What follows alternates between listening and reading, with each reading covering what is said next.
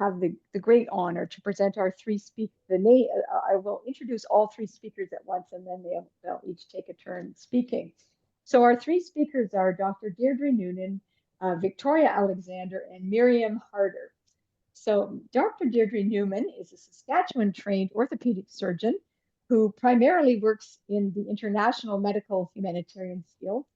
She has served in Palestine 5 times for a total of 2 years, most recently in Gaza in April of 2025. And there she was with the group Ideals, which helps relieve poverty, distress, and suffering in any part of the world affected by conflict or natural disaster. Some of you may have seen Deirdre in May speaking at a parliamentary press conference in Ottawa, along with other medical professionals from the group Doctors Against Genocide. But tonight she'll be speaking for herself and her experience. Victoria Alexander is the advocacy coordinator at the Mennonite Central Committee United Nations office in New York City. Victoria's portfolio includes Israel and Palestine, the Korean Peninsula, Haiti, Syria, Lebanon, Democratic Republic of the Congo, Myanmar, Colombia, climate, peace, security, mining, and corporate responsibility and peace building, which is an enormous portfolio. Prior to joining Mennonite Central Committee, Victoria worked with the Presbyterian Ministry at the United Nations and in Dundee, Scotland as a community and youth social worker with the Church of Scotland. So we're pleased to have her with us tonight as well. And then our third speaker is Miriam Harder, who, like Deirdre, is also from Saskatchewan. In fact, they have known each other for many years. And she serves as a senior program officer at the Canadian Foodgrains Bank with a focus on supporting members and partners programming in the Middle East and Asia. She manages projects with different CFGB member organizations who support local partner organizations in countries around the world. Since 2024, she has worked with Mennonite Central Committee's Palestinian partner organization in the Al Najd Development Forum and Development and Peace Caritas Canada's partner Catholic Relief Services to coordinate several distributions of food aid in Gaza. So as you can see, we have a very rich palette of presenters this evening, and I won't waste any more time. I'll invite Deirdre to make the first presentation. Oh, you're muted, Deirdre. All right, I'm unmuted now, I think, and hopefully sharing my screen here. Yes, we can see it. Yeah.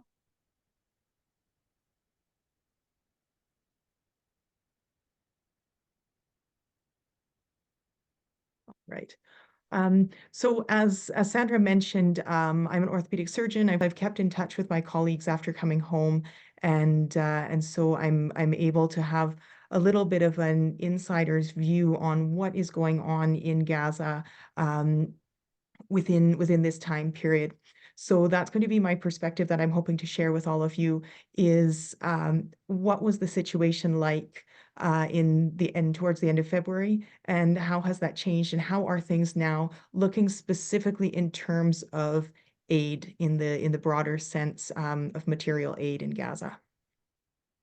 So just to ground ourselves a little bit, this is Gaza. You can see the geography there, surrounded on the north side and the east side by Israel, on the south side by Egypt, although the border there is also controlled by Israel. So whereas there was some passage back and forth of both people and materials in the past between Egypt and Gaza, that's absolutely closed off now. So that no longer happens and has not been happening for a bit more than a year.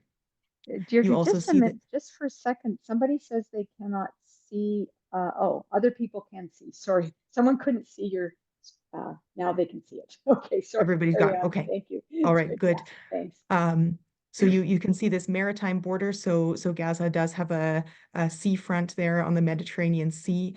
But again, this is an area of territory where access is controlled by the Israeli military. And so we saw last summer a lot of press about a port being built to deliver aid into Gaza, which ended up essentially bringing no aid whatsoever into Gaza. And then I'll talk a little bit more about the sea more recently. You can also see a little bit here on these maps in terms of the orange colors on the right side and the lighter color of gray on the left side, where the built-up areas of Gaza are. It's very densely populated, but there is still a bit of farmland, greenhouses, space for local food production, although certainly not an area that's self-sufficient in terms of food production and could never be. That's in part because it's got a very large population. One of the most densely populated areas on Earth. Now, being from Saskatchewan, and I know we've got a lot of people from Saskatchewan here today, I've got Saskatchewan as my comparison point. So you can see Gaza's got about double the population of Saskatchewan. And then my big purple rectangle here is the map of Saskatchewan, and that tiny little pink shape in the center of that, that's the Gaza Strip compared to the geography of Saskatchewan. So that gives you a sense of the size of the population and the density of that population there. Here is a video that I took out of the window of the car as I was exiting Gaza for the most recent time. So this was April 16th, as we were driving through Khan Yunis in the south of Gaza, in what is almost inconceivably one of the better regions in Gaza in terms of levels of destruction, despite how you see here, almost everything is rubble, and the things that are not rubble are clearly very, very severely damaged. So this was the Gaza Strip that I was living and working in for those few months, 7 weeks. And this video goes on and on. It's 15 minutes long. Obviously, we won't watch all of that, but it's just more of the same on and on and on of this incredible destruction and complete lack of any sign of anything growing, almost any sign of life. You have to look quite hard before you start to detect that there is amazingly still some people that are trying to eke out a survival inside these ruined buildings. So a few important time points that I'll come up with as we go through here. January the 19th, I was not in Gaza yet at this point. So that was when a temporary ceasefire was called. And at that point, we started to see an increased number of aid and commercial trucks allowed into Gaza.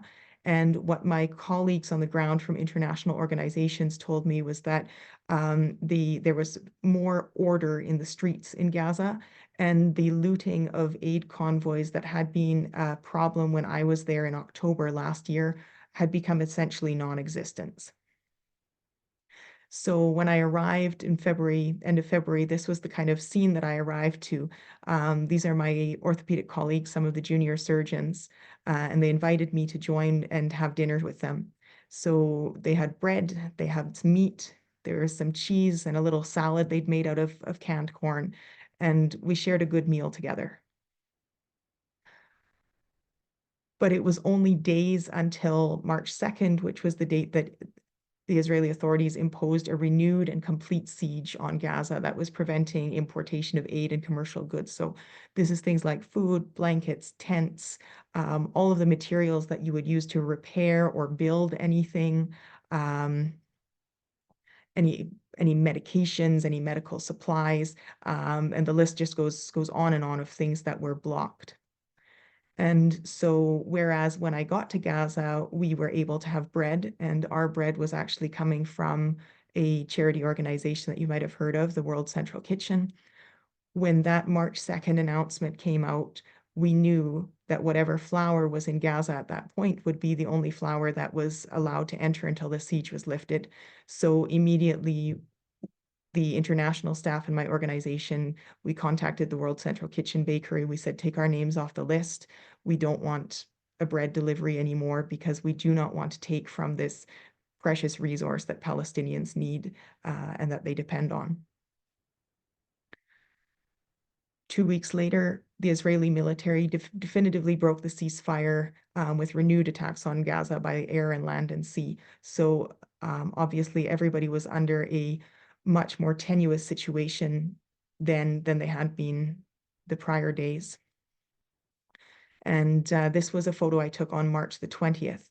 So you can see a massive change in the kind of food that people were eating.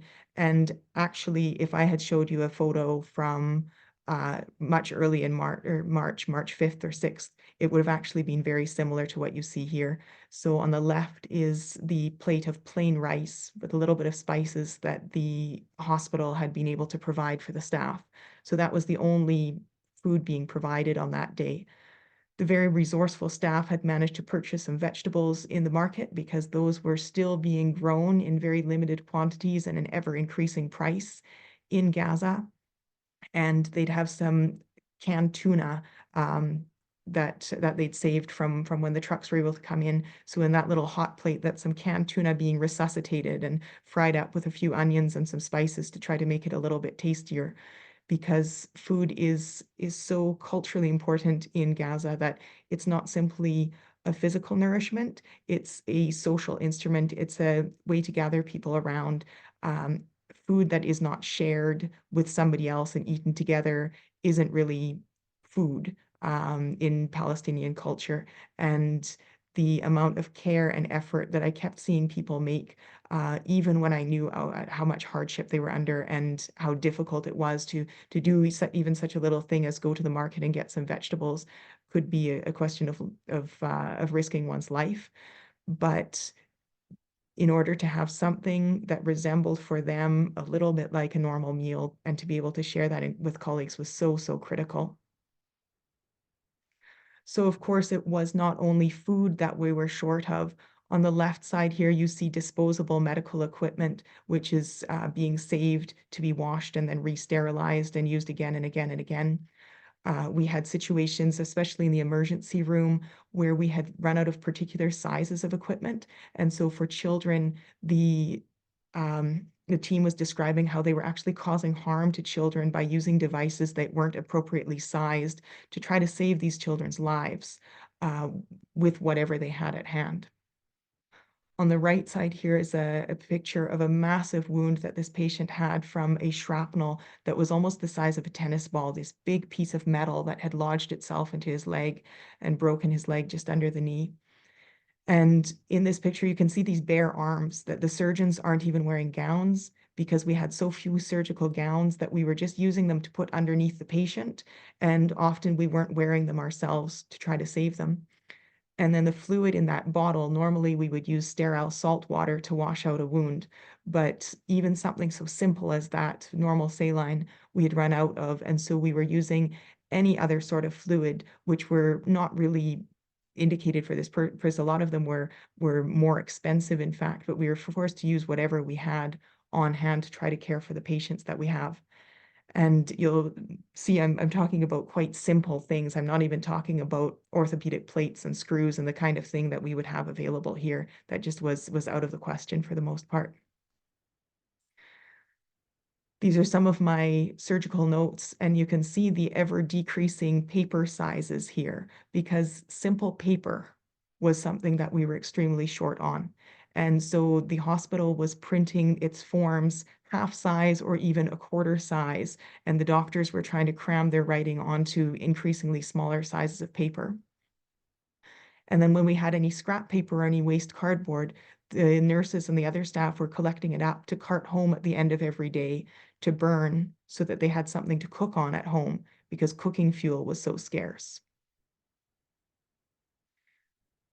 This is somebody's cell phone that you can see the charging cord and the headphones have been taped several times over, and charging cords were extremely precious because you can imagine they get lost, they get damaged, and they cannot be imported.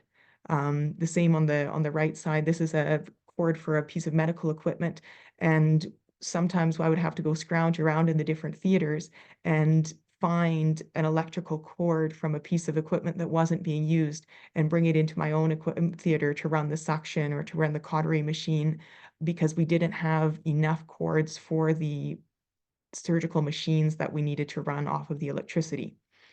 And then, of course, that electricity, a little bit of it was coming from solar power, but much more of it was coming from the diesel generator. And diesel fuel was another thing that was being blocked from being imported into Gaza. And so the question of how long it would be until that cell phone couldn't be charged or that medical equipment could be plugged in at all was always a question on everyone's mind.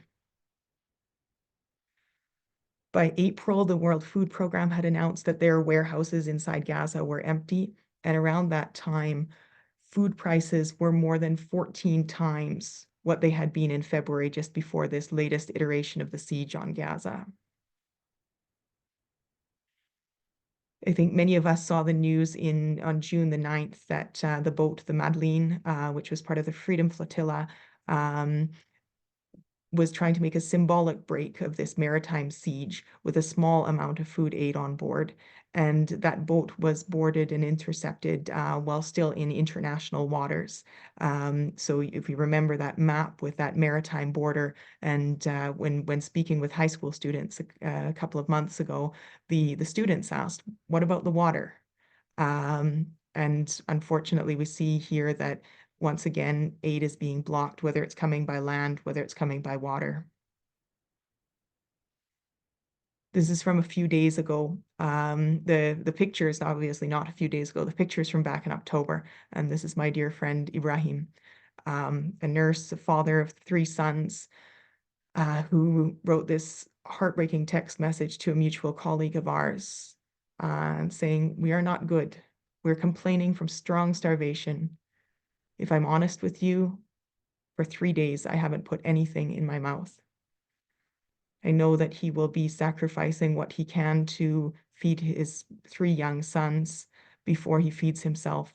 But I also know that his youngest was actually hospitalized recently because of unresponsiveness that was related to starvation and dehydration." So analyses have showed that this ongoing siege has been absolutely crippling in terms of depriving people across Gaza of food. And it's a very unusual situation in which all segments of society are being deprived of food. There's no population. I mean, I'm showing you pictures of nurses and of doctors. These are the privileged people. These people have an income, they've got connections. Uh, they would be able to find food much more easily than other people in a population would. But because of that dense population and because of the completeness of that siege for such a long time, the whole population of Gaza is food insecure. You may also have seen this name, the Gaza Humanitarian Foundation. Some of the other speakers will follow up a little bit more on this.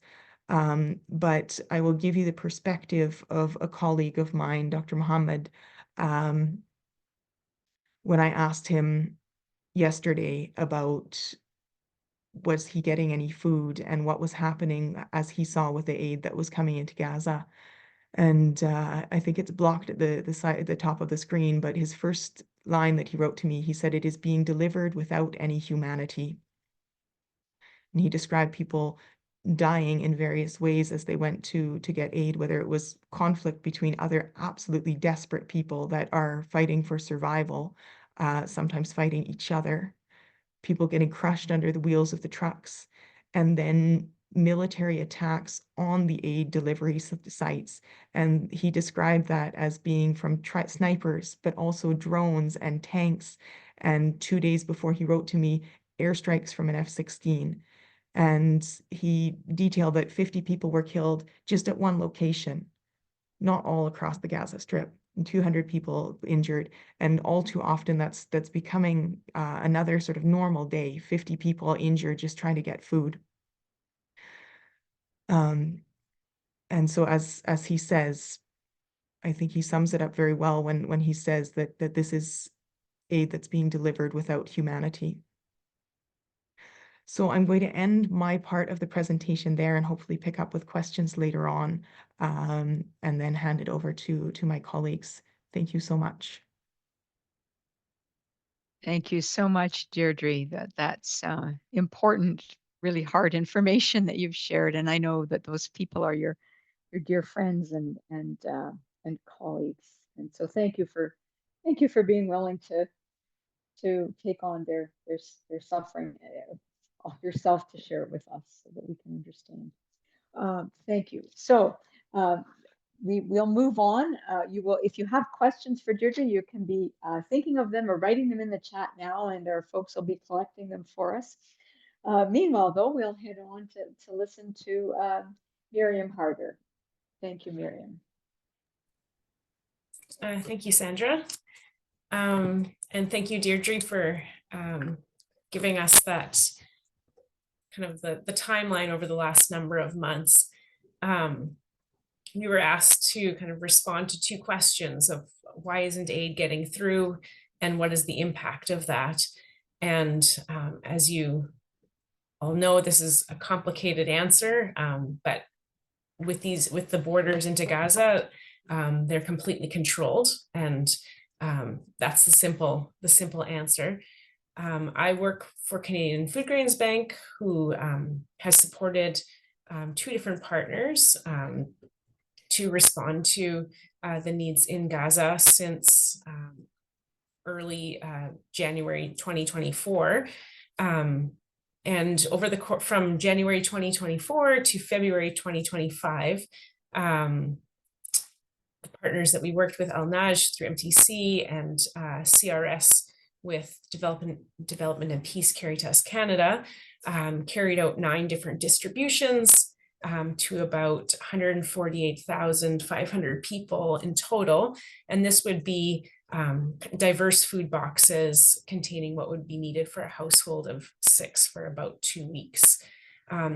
It was an immense amount of work for each of those distributions for a relatively small level of assistance compared to what we would be used to being able to support. As Deirdre mentioned, March 2nd was this really significant date of a total blockade of food, water, and fuel. Noting that the partners that we are supporting with projects, they have procured food waiting in Jordan. It has been waiting there since early this year. And there are more funds available to purchase more food. At one point, the statistic was there was enough food already procured, waiting for enough food for everyone in Gaza to eat for 2 months. I don't know what the current statistic is, but the control on the borders is just so much more significant now. During the week of May 19th, the UN was then allowed to start bringing in a trickle of food. The estimate is that about 600 trucks a day are needed to sustain the population of Gaza of 2.3 million people. And what is coming in is far less than that. And as mentioned, the Israeli solution is to distribute all food assistance through the Gaza Humanitarian Foundation. So this is a private US contractor. It's newly set up. They started their food distributions on May 27th. And the intention of this is to replace the UN-led humanitarian operation that's been delivering assistance, allegedly to prevent Hamas from diverting aid, according to Israel. UN and aid groups deny there is widespread theft of aid by Hamas and are rejecting this new system. It can't meet the population's needs. It is turning food into a weapon for Israel to carry out its military goals and move all 2 million people to the south of Gaza, and is widely seen as violating humanitarian principles of neutrality, independence, and non-military status of the aid community. I've been following quite closely to see what this looks like, not through personal relationships like Deirdre, but what is being written in the news from various sources. My understanding is that there's currently 4 hubs that are set up by the GHF. They're all close to Israeli military positions, but not all are operational each day. They're guarded by armed contractors who lack experience with humanitarian assistance. The reports indicate that more than 300 people have been killed and more than 2,000 wounded while trying to collect aid from the GHF since they launched operations 3 weeks ago. The reports will say that distributions have happened without incidents. I think a lot of the what is happening is people approaching these places. It isn't necessarily exactly at the spot, but is when people are coming and people are come early, they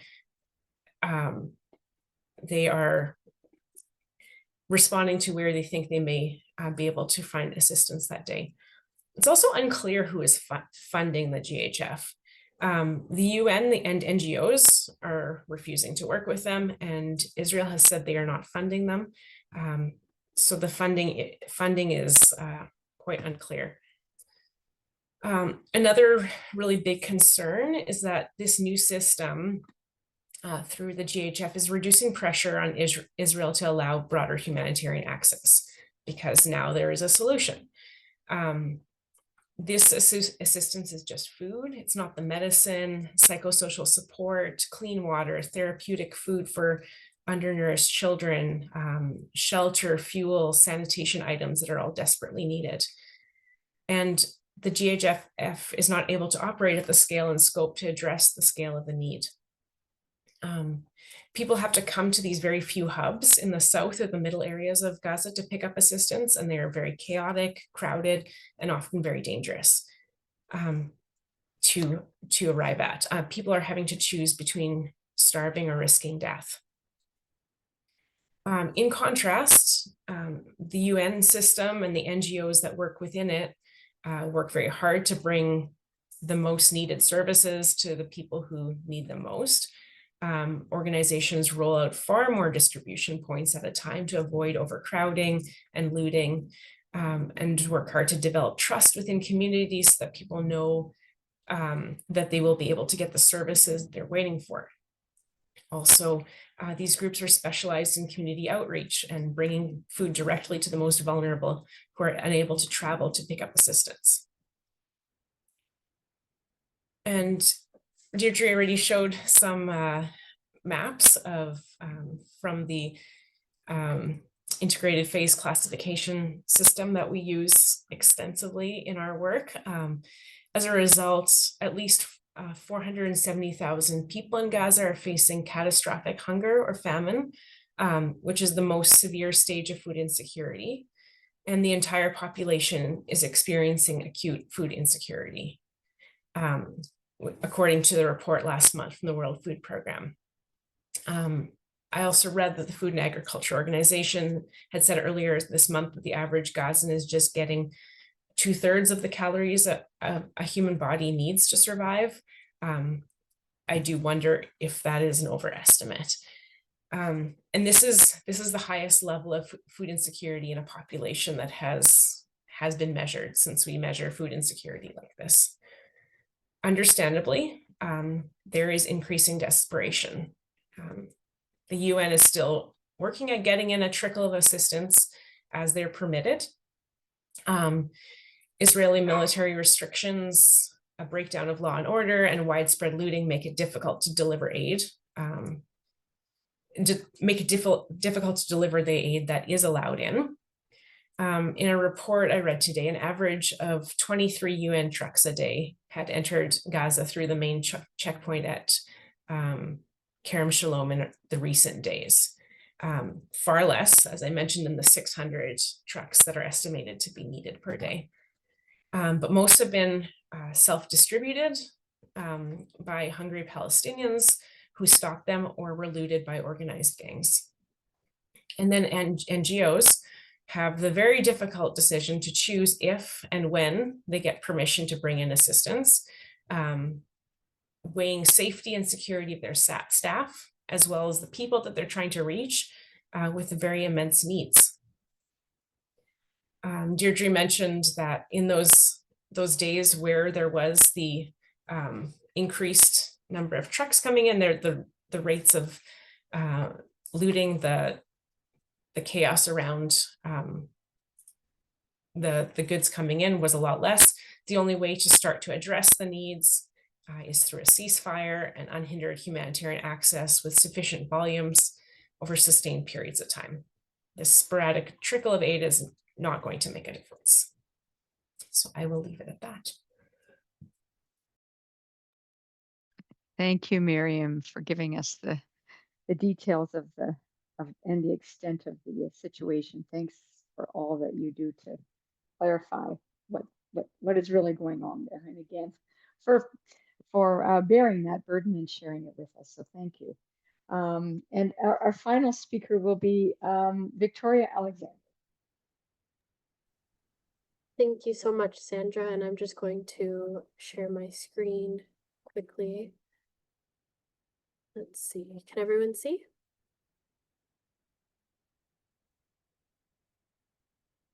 Yes, we can see it. Yes. Great. Excellent. Thank you all so much for having me tonight. I am the advocacy coordinator in the UN Office of Mennonite Central Committee, and we exist at the intersection of advocacy and program within MCC. And so we have both UN-facing work, and especially from a logistics perspective. But I first wanted to start with this quote from Israeli Prime Minister Benjamin Netanyahu on January 13th, 2024, which was just 3 months after October 7th. He said, "We provide minimal humanitarian aid. If we want to achieve our war goals, we give them the minimal aid." I think it's important to specify that this is not happening by accident. It is clearly stated. It is a protocol that they are taking. And these blockades, not just of Gaza itself, but also the obstacles that aid organizations are facing, are unique to this context. The expectations and regulations that I'll talk about in just a little bit, you do not see in other conflict areas. And again, this is the prime minister of a country saying out loud that they do not want to provide aid to civilians. The significance of that cannot be understated. Just as Deidre and Miriam talked about, the blockade of Gaza has been ongoing since 2006. It is a complete blockade by air, sea, and land.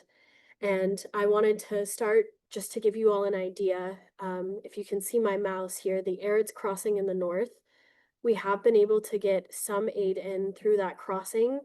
The aid has usually come from the West Bank, and I'll show you that kind of process in a little bit. So there's one crossing up here in the north that is sometimes open.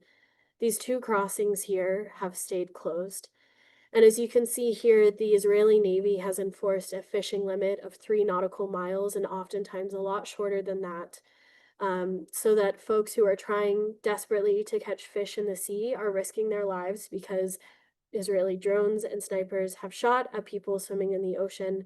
And I saw a question in the chat about airdropping aid. And unfortunately, we did see during the US airdrops in 2024, some airdrops fell into the water. And when civilians tried to swim out to grab them, they were shot by the Israeli Defense Forces. And as you can see, there's Gaza City here in the north and Deir el-Balah.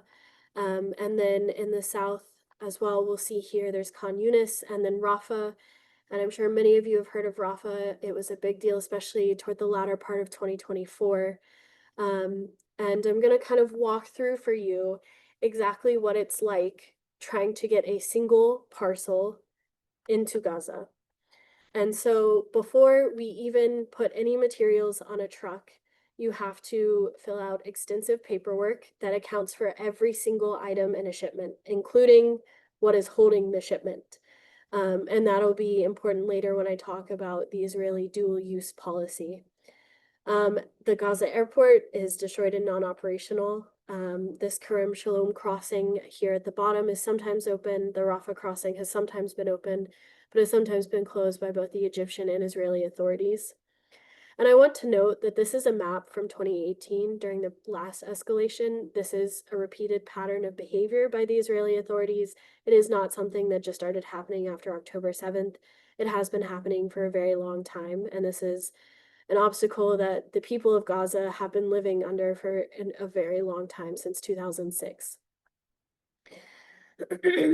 And just as I mentioned a minute ago, there is one crossing between Jordan and the West Bank right here, the bridge. And so sometimes aid is able to enter through the bridge. It has to be transported through all of the West Bank. So that means coordinating with West Bank authorities from both the Palestinian and Israeli side. And then it has to be transported through Israel. So again, coordinating with the Israeli authorities to then get to the Gaza Strip, either in the crossing here in the north, or it has to come around to Rafah in the crossing in the south, or the Kerem Shalom crossing. So again, they are trying at every opportunity to put any obstacle they can to slow the provision of aid, and basically throwing anything at the wall to see what will stick. Here's where we're going to start. Let's pretend we've got our parcel of food that we're trying to get in. It will arrive either at the airport, or it can be procured through local procurement in either Egypt, or sometimes Israel will only allow procurement of food from Israel, so that you're forced to engage economically with the Israeli authorities. The collection point for humanitarian supplies is at the airport, and then it's taken on a truck to the Rafah crossing on the Egyptian side to then enter Israel. And then it goes to the Nitzana crossing, where's the inspection site. And again, there's no reason why it could not just be inspected right here, but there's the additional obstacle to go to the Nitzana crossing. And at the Nitzana crossing, you can have inspections from Israeli authorities, you can have inspections from Egyptian authorities. Usually humanitarian organizations will also have some of their own staff inspecting the packages, making sure all of the paperwork is in order. And then Israel also has the coordinator of government authorities in the territories, referring to the occupied Palestinian territories, COGAT, which you might have heard about before. And so a single shipment can be, the parcels can be investigated by 5-6 different entities after the several rounds of paperwork. So the dual use mechanism that I mentioned is a list of what is and is not approved for entry into Gaza. And this can be changed at any time under what is seemingly an arbitrary pattern. If a single item in a shipment is rejected, oftentimes they will make the entire shipment return back, and you have to start the process all over again. And so if you have a shipment of several thousand parcels, if a single parcel has something wrong with it, the Israeli authorities will oftentimes turn the entire thing back. The dual use mechanism that we talked about has been used for tents, for medical supplies. Other items that have been rejected include sleeping bags because of zippers, hygiene kits because of nail clippers or pins to hold diapers together, toys because they're in a wooden box instead of a cardboard box, dates because they have seeds, sugar, we don't know why, water purification tablets, also an unknown reason, and medicines to treat cancer have also been turned away under the dual use guidelines, again with no reason given. So this can happen at any point. It can change rapidly. The Israeli authorities do not typically keep a running list. It's by word of mouth. The humanitarian organizations will be told you suddenly cannot have this item in shipments. So for instance, MCC has a shipment of food parcels that had been approved and was waiting for trucks. And then word came out that no items with sugar will be allowed in. They will be turned away under dual use mechanisms. And these food parcels have a sort of chocolate spread in them. So now we have to wait for either one of our partners or one of our staff to be able to get to the parcels in the food warehouse, where they will then have to go through every single parcel and remove that single item of chocolate spread to then start the process all over again. Again, they will throw anything at the wall to see what will stick, to make it as difficult as possible to get anything in. And then finally, if the trucks are approved, the parcels are approved, they will enter through the Kerem Shalom crossing here. They will then have to be put on Palestinian trucks and transported further into the territories. So actually the United Nations aid that was let in early May, that little trickle, they let it in, But then when the United Nations authorities tried to coordinate with Israel for the further transportation of trucks, usually in a convoy, further into the territory, the Israeli authorities refused to cooperate and could not ensure safe travel. So that food is sitting there because there's no way to distribute it at the moment. And this is also because of the lack of fuel that has been allowed in. The trucks can't operate without fuel. And so the Israeli authorities will sometimes say, well, the UN got in food, why can't they distribute it? But it's because the aid convoys have not been cleared with the Israelis, and the Israelis they are able to say we let aid in without addressing the fact that the aid was not distributed. And I just want to note as well that even once the aid is into Gaza, Israel has struck aid convoys, distribution centers, and warehouses where aid was kept. So there's no guarantee that even once the aid is in, it will be able to be distributed. Or even while it is being distributed, that is oftentimes, it creates a target zone because of the number of people who are so desperate to get aid. So that was the food situation. Now I want to talk briefly about the water situation. The average Palestinian in Gaza, prior to October 7th, usually got about 2 to 3 liters of water per day. 90% of Gaza's water supply prior to October 7th was contaminated and not fit for use. And in contrast, usually a single toilet flush is 6 liters of water, and when we're showering, it's about 10 liters of water per minute. So the water situation was already far below what conditions should be for a full quality of life prior to October 7th. Part of this is because the Israeli military order number 158, which was issued in November of 1967, again, none of this is new, 1967, said that Palestinians were not allowed to construct any new installations without permits from the Israeli army. So they weren't allowed to install pumps, they could not drill wells, they were given no access to the Jordan River or freshwater springs, and Israel even controls the collection of rainwater in the West Bank.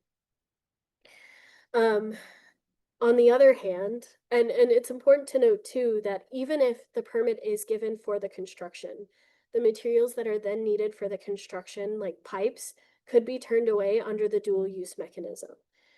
On the other hand, the Israeli state-owned water company has sunk wells and tapped springs to supply the Israeli population and the illegal settlements in the West Bank with plenty of water. At the same time, Israel does not allow transportation of water between the West Bank and Gaza. And after October 7th, Israel has closed, bulldozed, or bombed water desalination plants and shut down the water supply to Gaza.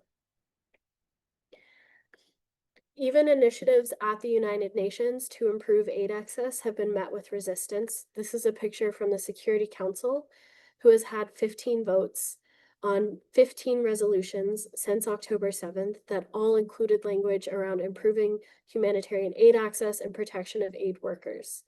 Of those 15 votes, 4 have passed, primarily due to the US veto. One of the votes that did pass was in December 2023. Again, this is right after October 7th, just 3 months later. And the humanitarian need was so evident at that point that the Security Council passed Resolution 2720, which established the role of the Senior Humanitarian and Reconstruction Coordinator and was meant to speed up aid access, escalate it, improve aid import at scale. And Sigrid Kaag, who is a diplomat from the Netherlands, was appointed to be the Senior Humanitarian and Reconstruction Coordinator, who is charged with communicating with all parties to the conflict, the UN, and humanitarian organizations to establish what is called a deconfliction mechanism. And under this mechanism, aid organizations and the UN would report the locations of their food warehouses, of their medical clinics, of hospitals, of staff lodging, and of offices. And these locations would be verified independently by the UN as deconflicted. There were no Hamas fighters, there was no combatants in this area. And those locations, those coordinates, would be shared with all parties to the conflict, including armed Palestinian groups and the IDF, in order to deconflict those areas and supposedly make them safe for humanitarian aid distribution. Instead, what humanitarian organizations saw was an increased targeting of their locations, of their staff, and of their clinics. And so the result was actually that humanitarian organizations stopped sharing their coordinates because they found it was safer not to provide the IDF and armed Palestinian groups with those locations. And so the deconfliction mechanism has really not been effective, unfortunately. As my colleagues have mentioned here tonight, Israel and the US's solution to this situation is the Gaza Humanitarian Foundation. As Miriam aptly covered, this excludes vulnerable populations. It presents a host of issues, and for humanitarian aid, there are 4 key principles: humanity, independence, impartiality, and neutrality. And so if you have a party to the conflict attempting to provide aid, that is not impartial, that is not neutral, there is no independence there. And so that's why humanitarian aid organizations are so important and should be off limits during any conflict. Another obstacle that has been presented that we'll share a link in the chat about is a new registration process that Israel is requiring all NGOs to undergo starting immediately. And it has had a very chilling effect on both public advocacy and humanitarian aid provision. Each humanitarian aid organization would be expected to re-register every 3 years. And among the other expectations, your registration can be rejected if you have expressed support for accountability for Israeli violations of international law or international humanitarian law. If you, your staff, your executive director, your board, or any of your partners have expressed public support for a boycott of Israel within the last 7 years, your organization can be rejected. And also, the Israeli government has demanded sensitive information about staff and their families, including their locations, which is an absolute red line for any humanitarian organization. So we signed on to a statement along with 55 other humanitarian organizations and the UN in the middle of May that we categorically reject this registration process and we will not be participating. But it has had a very chilling effect, again, because our staff is still in Palestine and we want to protect them. And then finally, as my colleagues have mentioned earlier this evening, the situation in Gaza, this is a man-made famine. There is not a single person in Gaza who has any food security. And we're looking at by September, the majority of people will either be in phase 4 or phase 5 of famine. There's thousands of pounds of food waiting just a couple of miles from where people are starving to death, and that is unacceptable. Even prior to October 7th, the Israeli government had set a caloric limit for Palestinians, which was usually 1,600 to 1,800 calories. And that was how much each person was allotted. And so their aid calculations were based on that. In May, 1 in 5 people in Gaza is facing starvation. And as Deidre alluded to, it's not just a matter at this point of getting people food. When you have been starving for that long, you cannot just simply resume eating food when it's available. That is a medical emergency. You need to be monitored, and it needs to be a slow gradation of resuming eating, and that is just not available to folks. So even if we were to flood Gaza with aid tomorrow, the medical situation of the folks who have been starving for weeks would not improve right away. And then finally, as we saw, I think this image was also shared as well. It doesn't matter where you are in the strip. The Israeli government, 82 of Gaza is either within Israeli militarized zone, under displacement orders, or both. There's nowhere people can go to escape starvation. There's nowhere people can go to access more food. It is truly an entire siege of the strip and of the people of Gaza. And one last aspect of this attack on humanitarian aid is the humanitarian workers themselves. As you can see in this chart, this is just the numbers from 2023. The numbers from 2024 have not been confirmed yet.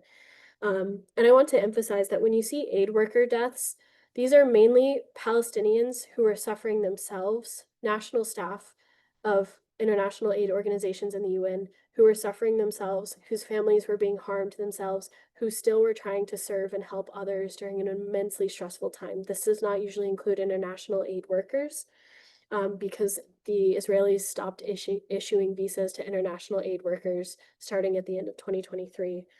But in 2023, this was the highest number of aid workers killed in United Nations history, a number that was then topped in 2024. The number of aid workers killed in 3 months in 2023 was 3 times the death toll recorded in a single conflict in any year prior to that, and more than the deadliest year on record to that point.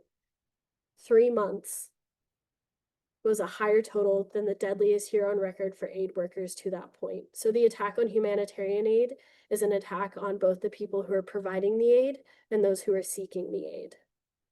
Thank you. Thank you so much, Victoria. You've given us the full picture and from the UN perspective and all the details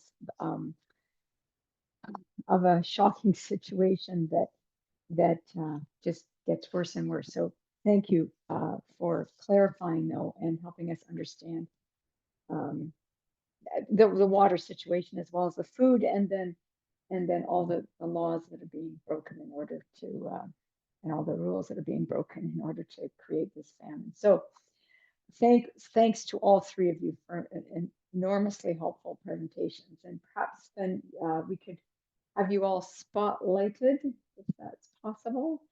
And we'll, I know that there are many questions.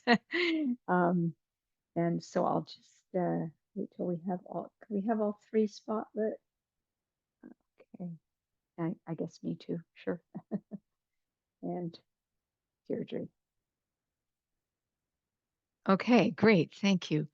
Well, we have lots of questions, and I'm not sure that they're all ones that you can address, and I'm not sure who might address them best. So I might I'll pose the question, and if one of the March on Gaza. So there's the March on Gaza, which is an international effort to bring people from all walks of life towards the border of Gaza to show their solidarity and to attempt to raise awareness that will ultimately lead to breaking the siege. There's also a Samud convoy, a solidarity convoy, and a resilience convoy that's coming across North Africa that started in Tunisia. My understanding is that the North African convoy has been blocked at the Egyptian border, and that the March on Gaza was blocked at an Egyptian checkpoint. A lot of people were not allowed into Gaza in the first place, despite the fact that they had valid documents, passports, visas, etc.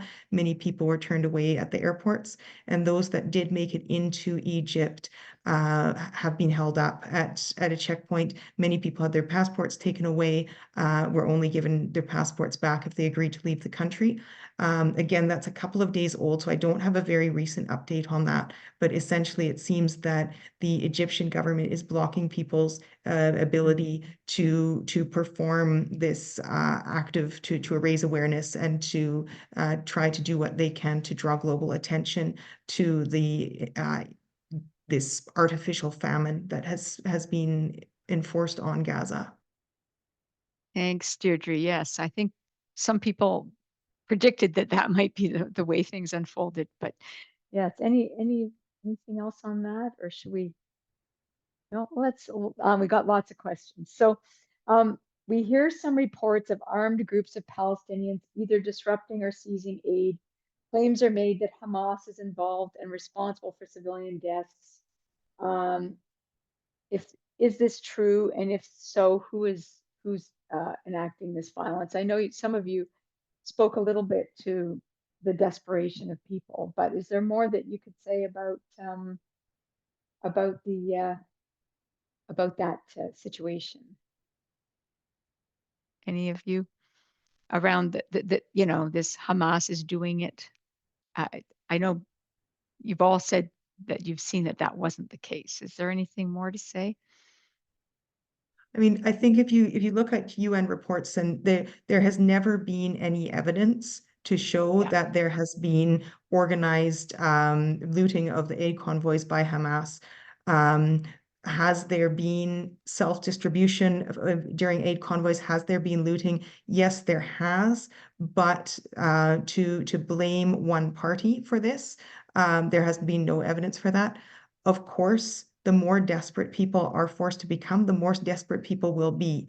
And so we should never be getting to a point where we could talk about kind of having this black market on aid, that if adequate aid is reaching a people, there will be no reason for violence around food. There will be no reason, people won't be able to gather it, keep it, and create a black market if there's adequate distribution. And so I think this is why we saw that one during the ceasefire, when there was an increased amount of aid coming in, that all of these problems surrounding aid, with people doing self-distribution, with people fighting each other for food, with robbery of the aid convoys, all of that really vanished.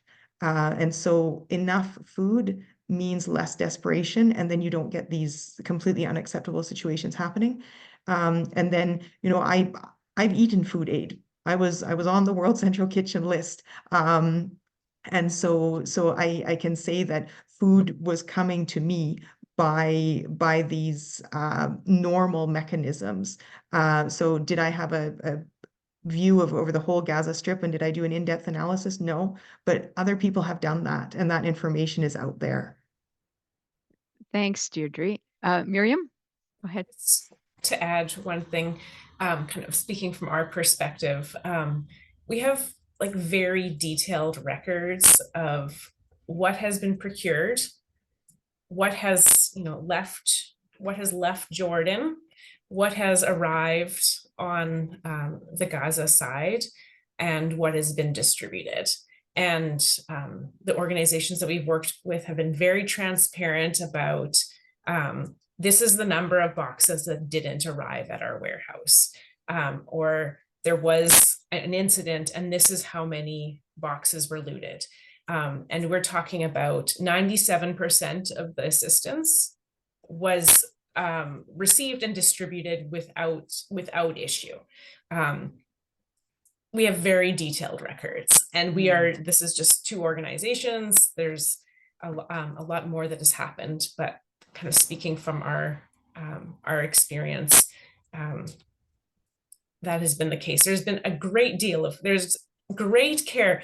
There were these organizations have like committees of people that they are working with in these communities to organize ahead of time, to identify assistance is limited. Within this limited assistance, who in our community is going to receive this that is particularly vulnerable, that is having a hard time going and searching on their own.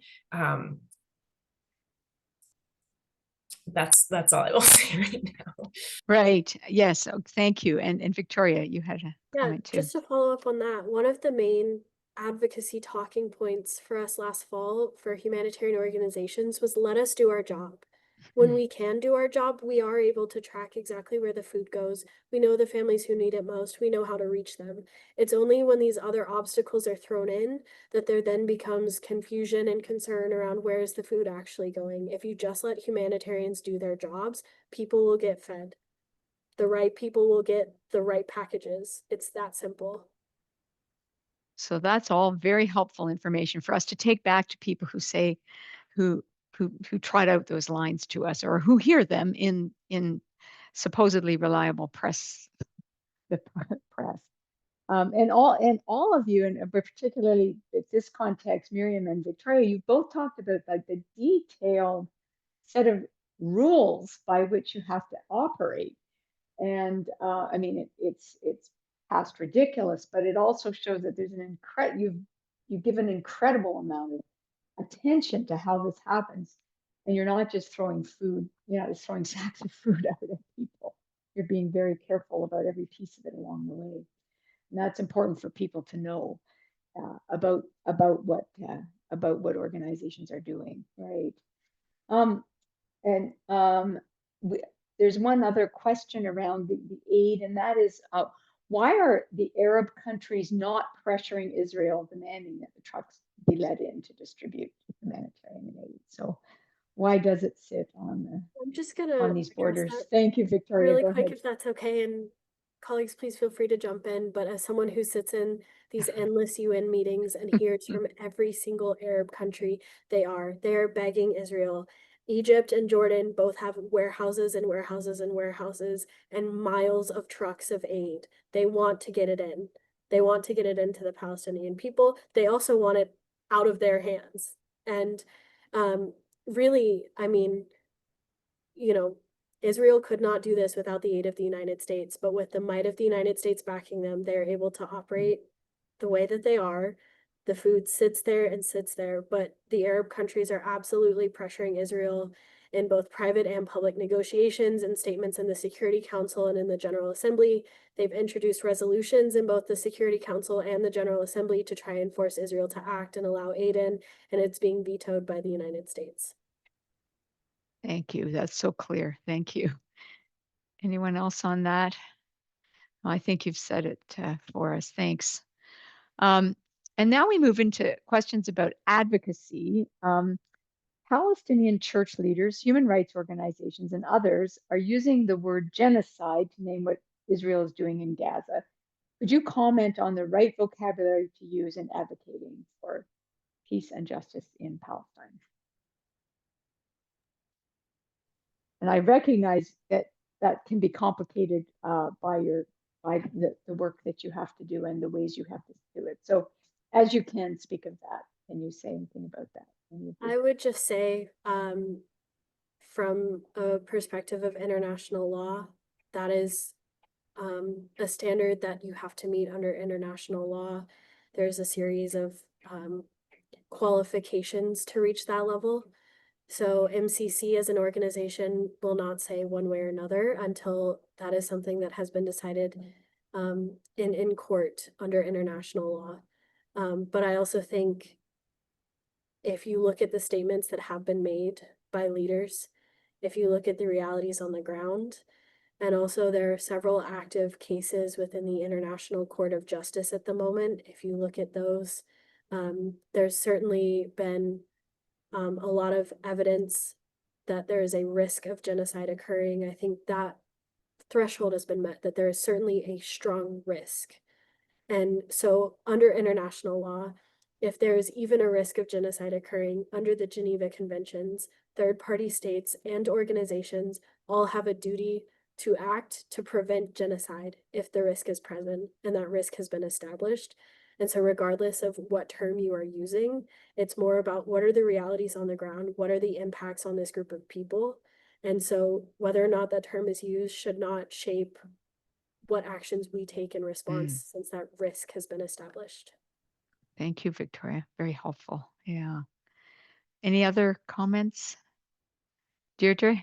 I'll just say that there's also a big difference between the language of a public institution or a group versus the language of individuals. And so we can all go and we can read for ourselves. We are none of us, well, there are some of us on this call who are lawyers, but myself, not as a lawyer, but as just a thinking person, I will use words in everyday conversation based on how I understand them and if I feel them to be true. And so I think this is a word, genocide, that individual citizens certainly can use. And I think the most important language for us as individuals, talking to each other, talking to our politicians, talking to our friends, our families, our networks, is to use the language that to you gets the idea across, whatever that might be, whatever carries the emotion, whatever carries the idea that you have in your head. And that's the right language for you to use as an individual. Organizational level, different question, but I think we need to use all the words that we have access to as people. Thank you, Deirdre. Yeah. And anyone else on that one?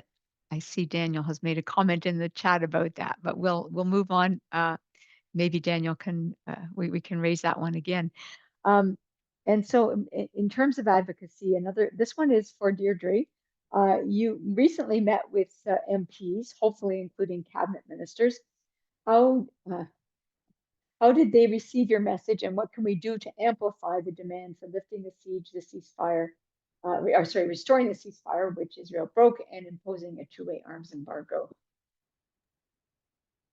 So when I was in Parliament, we were certainly talking with a pre-selected group of people amongst the MPs and senators. And so these were people that are already, in many cases, very committed to the cause of preserving Palestinian lives and society. So it was, we were well received. But it did give me a view on the workings of our government that it was very educational for me. I found that the political system is a lot slower, less flexible, less responsive than I would like. And what I also found was that talking to our politicians it's very, very important that it be done. And I think nobody should be intimidated to do it. And so I think there's one thing in terms of the number of voices that are heard on this issue, but also to really effectively speak to politicians is a lot harder than I thought. I kind of thought I could show up and tell them what the end game was and to say, we want an end to this genocide, we want an enduring ceasefire, and then they would go and do their work and they would do the steps to get there. What I've found instead is that political lobbying and talking with politicians often is much more multi-step process, often much smaller requests and much more specific demands, which as a doctor and a normal citizen, I don't even know what these things are. So I am planning on going to an educational session on how to talk more effectively with politicians that another organization unrelated to this webinar is holding, and I will share that in the chat if that's okay. Perfect. For people who would wish to. Otherwise, I would recommend to people keep on signing those petitions because number of names matter. Keep on writing to your MPs and keep a record of how many times that you write. If you're somebody who's writing a lot and not getting any response, perhaps it's time to sort of name and shame a little bit that perhaps your local paper or there's another way that you can get out what you've been writing to your politician that they haven't been listening to, that they haven't been responding to. And then for those of you who do want to dig in a little deeper, who might want to do some in-person meetings, I think it's really, really important for our politicians to see all kinds of different people from different walks of life, especially people that they consider to be reasonable people, who don't necessarily look like the protesters out on the corner of the street every Sunday afternoon in Saskatoon, of which I am one. But then when you clean up and you talk to them a little bit more in their own language, in their own offices, I think that's a position of more comfort for them. So if anybody, I really encourage you to do that, but maybe with the additional information and education you could get from this webinar that I will put up online here. Okay, thank you, Deirdre. Now, I know Miriam and Victoria, you may have also had cause to, I mean, you live in political milieux. Is there anything you'd like to add to that, to what Deirdre said? Miriam, go ahead. I think I'll leave it to Deirdre and Victoria, who are more involved in this personally and professionally than I am. Oh, okay, fine. Yes, go ahead, Victoria. Just echoing what Deirdre said, we've had a lot of meetings with UN member states over the past year and a half plus. And we brought our Jordan, Palestine, and Israel country representatives to speak at the UN last October about the obstacles that they're facing. And it is truly a whole different vocabulary language that policymakers want to hear. And you do wish that it's enough to just like appeal to morals and to empathy and ethics. And a lot of times it's not enough. And A lot of times what politicians or what diplomats are looking for, we found a specific language, even something as simple as a few words or a phrase that they can take back to their capitals, or that staffers can take back to their representative or member of parliament or whoever that is. So really like hemming down your message to maybe 3 to 5 bullet points. Like the let us do our jobs last fall. That was our number one advocacy ask, was let us do our jobs. We are perfectly qualified. Let us do our jobs. So it is sad that it's not enough to just take the facts and say this is wrong and you need to do something about it. They need a little bit more hand holding. Thank you. Well, that's all really helpful. Even before we go to the training, the further training, I think it is so extremely discouraging to be sitting on these sidelines and not knowing what we'll get through. And so those are really helpful tips there, and we'll carry on more.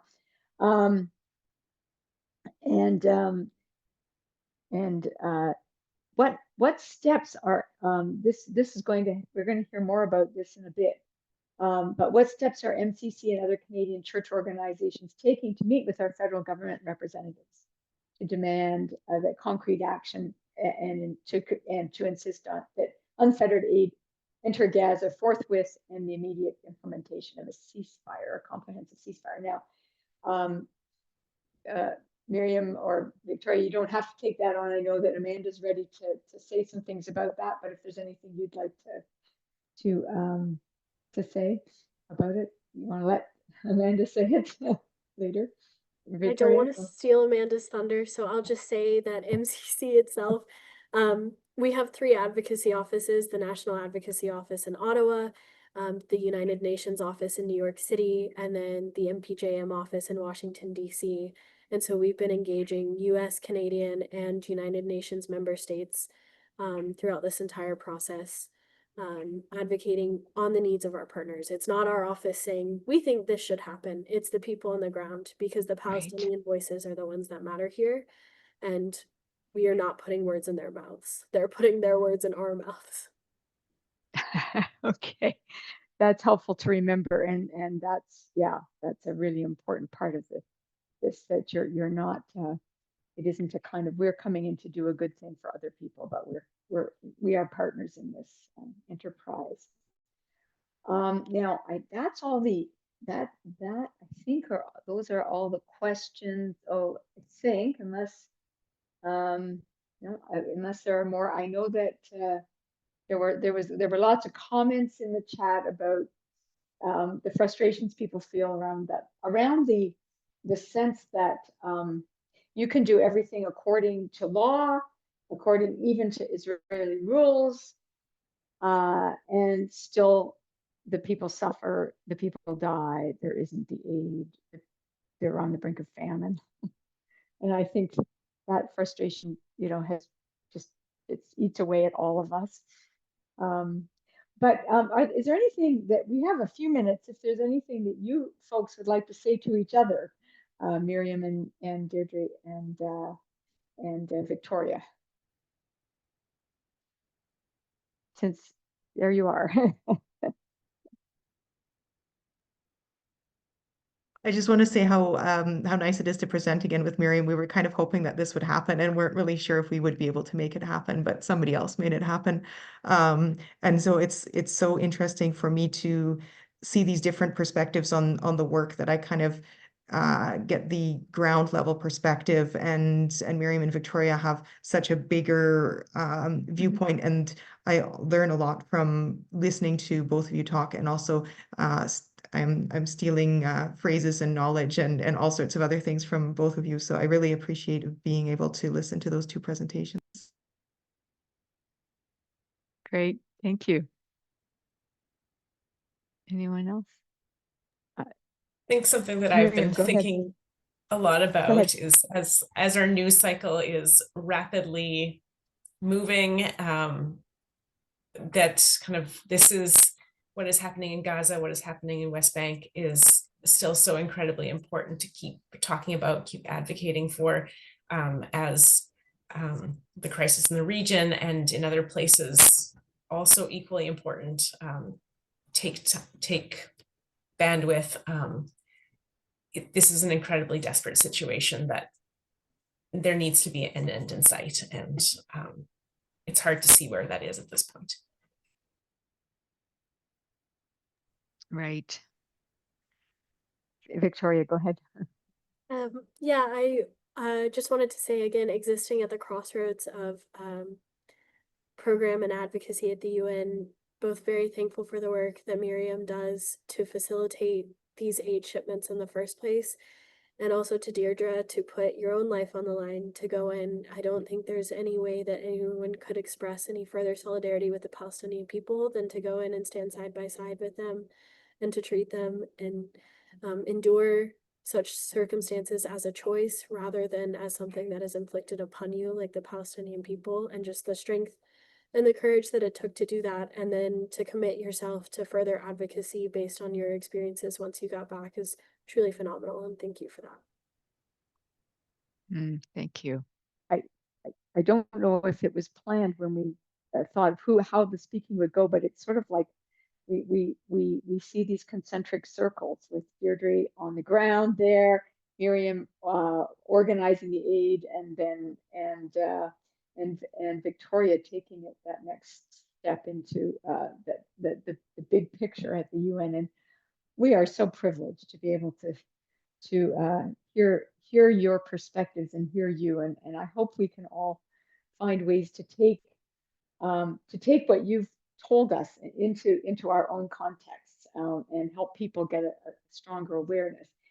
You've all spoken a little bit about what we can do. Is there any one more thing you'd like to tell us before we just do our little piece around our church's advocacy?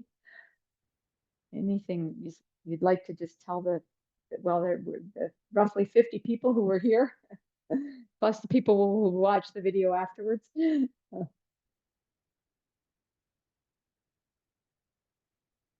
Oh, you've said what you needed to say. Okay. Oh, go ahead, Victoria. Go ahead. Yeah, I was just going to say, I mean, I know we'll discuss engaging with our politicians, but also change happens in our communities. And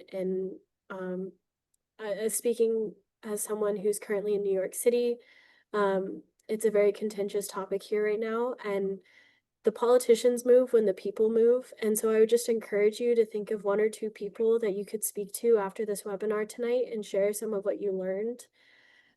Think about what information that maybe we didn't cover that's missing. And I mean, at least I'd be happy to offer any follow-up. But to start a conversation with someone, because you never know within your community, just the obstacles that exist, but also the potential support, and become absolutely despondent that nothing's going to change. There's nothing we can do. And I promise you that is not the case. And you'd be surprised by how much hope and encouragement you can find by speaking to other people about this. So aside from certainly engage your representatives, your members of parliament, the foreign minister, the prime minister, but also someone next to you in the church pew. You never know. Thanks. Great. Thank you. Thanks so much. Well, thank you all for your courage, your consistency, your bravery, your compassion, and the hope that carries you and helps carry us forward in a very difficult time. And thanks so much for the time you've given to us tonight. This is wonderful. Let's ask our two denominational folks to just mention the work in their own denominations. Vicki, do you want to talk about the United Church briefly? Oh, you're muted. Yes. The United Church of Canada has joined with many civil society groups calling upon our government for 3 strong, urgent, immediate actions. And we ask you to reach out to MPs, government, people, to push for, number 1, a 2-way arms embargo.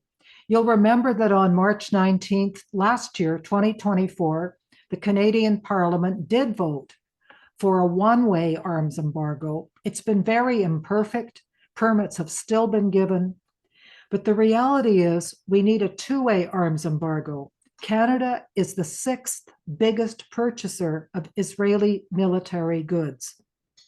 And actually, by law, we are prohibited from doing business and with weapons and supplies, with supplies that go into genocide and occupation. Right now, Canada is still sending artillery propellant and parts for the F-35 fighter plane, which is extensively involved in bombing Gaza. So Canada must not import any military or technology, surveillance, and other goods, computers, you name it, from Israel and cancel every contract. The second thing is United Church joins many civil society groups in calling for sanctions on Israel, that Canada must pause all economic business as usual, as we did with apartheid South Africa and is currently doing with Russia. This includes suspending the Canada-Israel Free Trade Agreement. And of course, boycott, an action that millions of us can do by withholding our money, is an old, non-violent, and good strategy. It has deep church roots.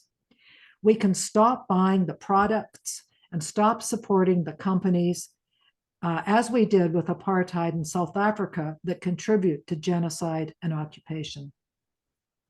Great, thank you. Thanks. I'll just stop sharing. Thanks, Vicki.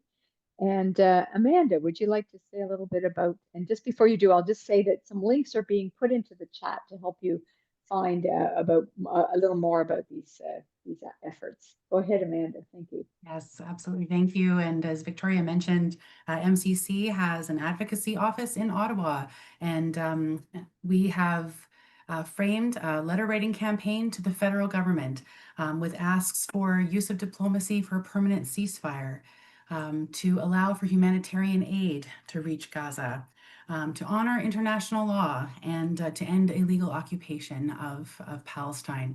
And so that is a letter writing campaign that can be found at the link that we just posted. And it's to our Prime Minister as well as a series of federal ministers. I also wanted to note that one of MCC constituent church conferences, Mennonite Church Canada's Palestine-Israel Network, also has a letter writing campaign on their website, which I just posted in the chat, also a letter to the Prime Minister and some relevant ministers. It asks for a series of advocacy points, including recognition of the state of Palestine, facilitating medical evacuation, and so on. So I'd encourage you to check out those links, and if you'd like to participate in those letter writing campaigns. Great, thank you, Amanda. That's so. Yes, there are links and possibilities to do the little things. Someone once said, whatever little bit of sand you have to throw into the gears of this terrible situation, do it. If it's only a little bit under your fingernails, do it. And so each little bit that we do can perhaps make the differences that Victoria and Miriam and Deirdre spoke about with us. And so let's bring our formal time to a close. We did say that if you'd like to stay on for a few minutes longer, I'm not sure if our speakers will be able to. They may have had enough, but if you'd like to stay on and we can have some chat together for a few more minutes, you're most welcome.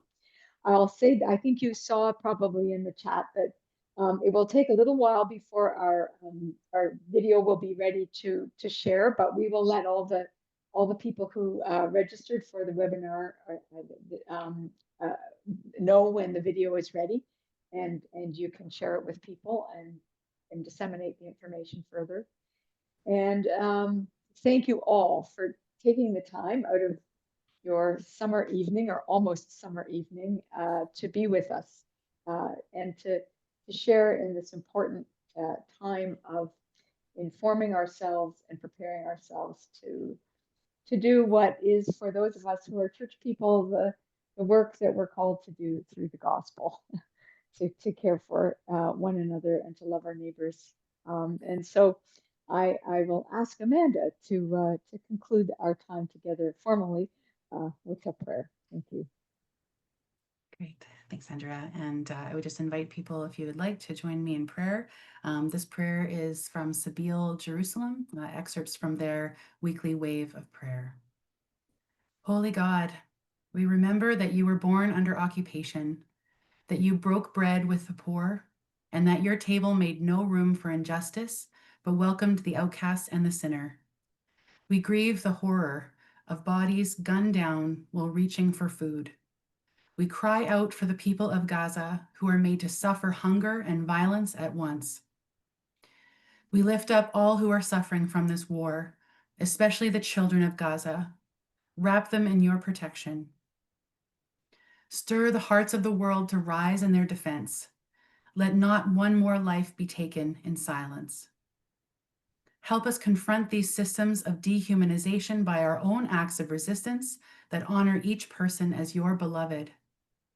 May your justice break through the rubble, and may we, your people, refuse to rest until every wall of violence falls. Lord, in your mercy, hear our prayer. In Christ's name, amen. Amen.